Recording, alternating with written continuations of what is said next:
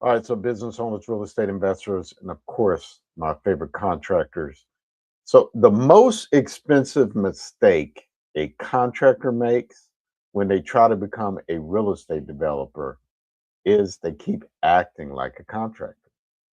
Uh, they buy raw land, they clear it, they build houses on it, and then they sell the houses and they wonder why the margins feel thin after all that work. And here's why: they skip the most profitable phase in the entire development cycle, and most of them don't even know that it exists. So today I'm going to show you all 10 phases of raw land development, the ones the industry actually uses, and I'm going to show you one contrarian shift in thinking that separates developers who get wealthy from the contractors who just stay busy. And the one here's the thing nobody in your contractor network is going to tell you. The building is optional. The entitlement is the product. Now let me say this again because it runs completely against the instinct of every person who's ever built anything with their hands. The the building is optional. The entitlement is the product. And here's what that means in plain language. And you probably know about this when you have to get something done to build, but it just doesn't fathom this way. So when you acquire raw land, it it is through the governmental approval process. So zoning, platting, and permits. And the value of that land can jump to 2 to 5 times, sometimes more. Uh, and that value increase happens entirely on paper, and it happens through meetings and applications and planning commission hearings, and not through timber, not through lumber and concrete. So think of raw land like an uncut diamond. It has value, but the market can't fulfill fully use it yet. So you got entitlements or cutting, or the cutting and polishing. And the moment that that diamond gets graded and certified, the price jumps dramatically. And even though the stone itself didn't change, you just made it usable. And most contractors turn developers look at this process and think it's just the annoying stuff that I have to go through to have to do before I can start building. But it's the most sophisticated land developers never build a single thing. They acquire, entitle, and sell. And that's it. They capture the biggest value event in the cycle and hand the construction risks off to someone else. So let me walk you through a real example. So meet Marcus. Marcus is a licensed general contractor with 20 years of experience. He's built hundreds of houses. He's good at his job, and he wants to stop building others people's visions and start building his own. So Marcus finds a parcel, 40 acres of raw land that's standing timber on it, and he gets a land loan. And here's where most contractors make the first critical error. The first instinct is to immediately start clearing the land so that he can get to building phases, and he sells the trees as an obstacle, a, a delay. But a developer see the trees as a bank account. Now check this out. The first thing Marcus should do, ideally before he even closes on the land, is hire a licensed forester to conduct what's called a timber cruise. And that's a professional inventory of every tree that's on the property, species, volume, market value. It reads like an appraisal on your forest for your forest. So Timber Cruise tells markets two things. So one, how much money he can generate from the timber before shoveling dirt is turned for development. And then two, it gives his lender confidence that there's an early liquidity event to offset the loan, right? You sell that timber. So Marcus engages a logging company. They harvest the timber, and instead of those trees being a problem to solve, they generate cash that funds the next phase, the phase where the real money is made. So that's phase three, and it's the phase most developers leave on the table because they don't know to look for it. And now let me walk you through all 10 phases so you have the complete map, because most contractors jump in at phase 8 or 9 and wonder why the deal didn't work. All right, so phase 1 is the pre-acquisition due diligence. So before you buy anything, you need to know what you're really buying. That means a title search, a boundary survey, an environmental phase 1 assessment, and critically that timber cruise that I just mentioned. That this is a phase like reading the instruction manual before you assemble the furniture. Everyone skips it. No one should. You get the stuff out of the box, right? And people just assemble it. They don't even read the instructions. All right, so phase 2, land acquisition and the land loan.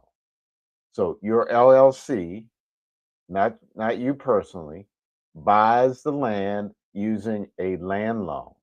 Typically, 50 to 65% loan to value on raw land because a lender consider it high risk. And I've seen it as low as 20%. And we work with one pension funds, depending on how many additional guarantors. I've seen them go as high as 80%. But the land proceeds will fund the early development costs. And here's a detail most contractors miss entirely. Lenders who report this loan to Dun& Bradstreet, Experian Business, and Equifax Business are building your LLC's credit profile with every payment. And that profile is the financial identity your company needs for every deal that comes after this one. And here we are. Here we are. So that's where we are. Phase 3, natural resource monetization. So that's the timber story I just told you. So cash before construction, capital to fund the next phase. So if your land has timber, gravel, mineral rights, or watering rights, those ass those are assets before the development even starts. All right, phase 4, site assessment and planning. Now you bring in engineers, topography surveys, soil borings, wetland delineation. This is where you find out how many acres are actually developable, because wetlands can eliminate 30% of a parcel overnight. So think of this phase like x-ray before surgery. You want to see what's inside before you start cutting. All right, so phase 5 is survey and legal description. A license survey establishes the precise legal boundaries of every lot. No lot can be legally sold without a recorded plat tied to a proper survey. And this is the infrastructure of ownership, invisible, but everything depends on it. All right, so phase 6, zoning and entitlements. And this is the phase where the magic happens. and the phase most contractors dread because it requires patience instead of productivity. Because zoning, rezoning applications, planning commission hearings, plat approvals, development agreements, impact fee negotiations. This process takes 6 months to 2 years, depending on your jurisdiction and whether neighbors show up to oppose you. But when you come out on the other side with an improved recorded plat, that raw land that you bought for, let's just say $50,000 might now appraise for 1.5 million as entitled lots. You created $1 million of value sitting in meetings, and that's the entitlement product. And that's what most sophisticated developers are actually selling. I've seen developers just sell to other contractors like yourself, the lots. All right, so infrastructure and site preparation. Once the plot is recorded, you build the bones of the subdivision: roads, water and sewer lines, stormwater management, tree lights. This phase requires a land development loan, a draw-based loan tied to construction milestones. So think of it like construction loan for the land itself before any houses exist. Phase 8, lot sales and loan payoff. Now you sell lots to national builders, to custom home contractors, to other developers. The proceeds pay off your land first and then return your equity and then generate profit. The contractor turned developer who does this right has already been paid before a single house is framed. Phase 9, construction financing. So if you choose to build, this is the option part. The entitled lot you've created is now your equity injection into the construction loan.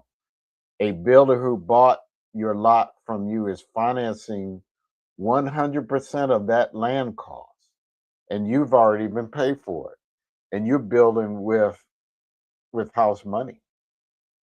All right, so phase 10, DSCR and long-term hold. So if you keep the houses as rentals instead of selling them, you refinance out of the construction loan into a DSCR loan, and that qualifies based on the property's rent, not your personal income. And here's a compounding advantage. That loan also reports to your business credit bureaus, adding another layer of the LLC credit profile you started in phase 2. All right, here's the phases most contractors skip and the ones that will kill your deal if you ignore them. So the timber crews before acquisition, not after. Most people order it after closing, and that's backwards. The timber value changes your negotiation position on price and changes how your lender underwrites the deal. So wetland delineation. This is the one step. One step can eliminate 30% of your developed acreage. So the Army Corps approval for wetland impacts takes 6 to 18 months. So if your financial model assumes 40 buildable lots and wetland reduces it to 28, your entire return calculation just changed. So performance bonds.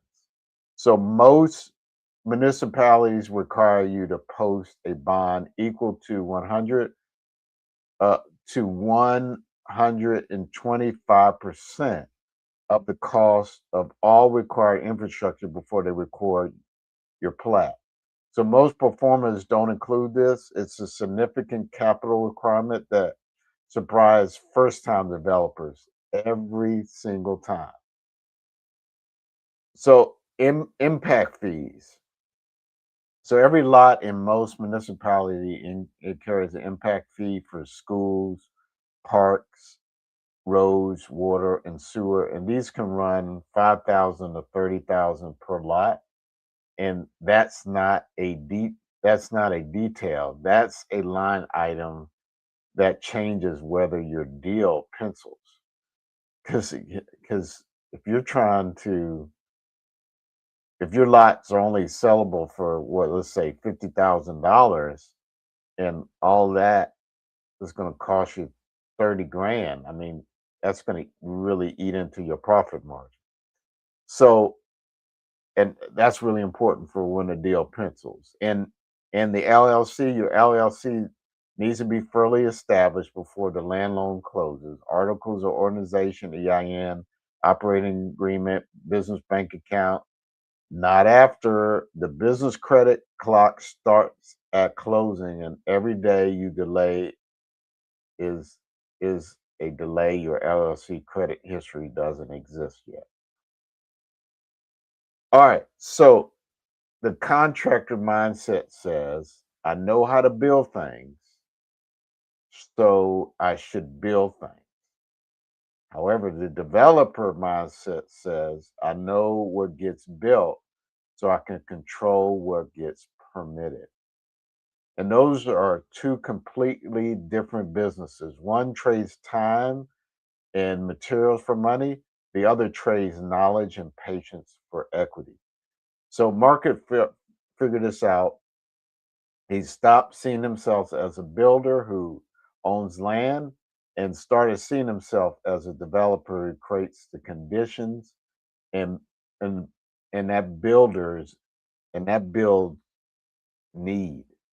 The land became his product.